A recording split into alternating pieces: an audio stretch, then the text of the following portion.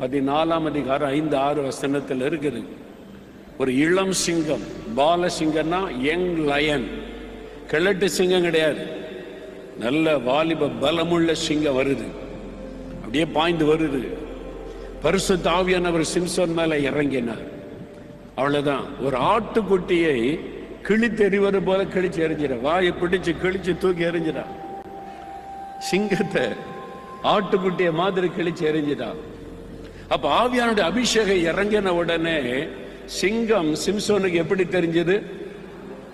ஆட்டுக்குட்டி மாதிரி தெரிஞ்சது. ஆனா இன்னைக்கு நிறைய விசுவாசிகளுக்கு ஆட்டுக்குட்டி எல்லாம் சிங்க மாதிரி தெரியுது. சிங்க மாதிரி சாத்தாங்க வீட்டை சுத்தி சுத்தி வராம்புறது. இவங்க அவன் சொன்ன மாதிரி உங்க வீடு எங்க வீட்டையே சுத்தி வர்றாம்புறது. ஆவியானுடைய அபிஷேகம் இறங்கின உடனே சிங்கம் சிம்சோனுக்கு எப்படி தெரிஞ்சது? ஆட்டுக்குட்டி மாதிரி தெரிஞ்சது. கிழிச்சு எறிஞ்சிட்டு அமல்ல போயிட்டே இருக்கான். ஆனா இன்னைக்கு நிறைய விசுவாசிகளுக்கு ஆட்டுக்குட்டி எல்லாம் சிங்க மாதிரி தெரியுது. ஆவில நிரம்பி பாருங்க, ஐயோ ஒண்ணுமே இல்லை.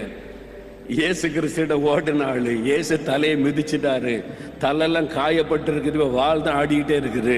அதை நீங்க அறிந்து கொள்ளுவீங்க. அல்லேலூயா. இவனால என்னை ஜெயிக்க முடியாது, என் கூட இருக்கிற இயேசு பெரியவர். முதல்ல அதை விசுவாசிங்க. எல்லாம் கரம் வைத்து சொல்லுங்க, சாத்தானே உன்னை காட்டில என்னோட இருக்கிற இயேசு பெரியவர். சொல்லுங்க, வாய் திறந்து சொல்லுங்க, சாத்தானே உன்னை காட்டிலும் என்னோட இருக்கிற இயேசு பெரியவர். இயேசு எனக்குள் இருக்கிறார். தைரியமா சொல்லணும்.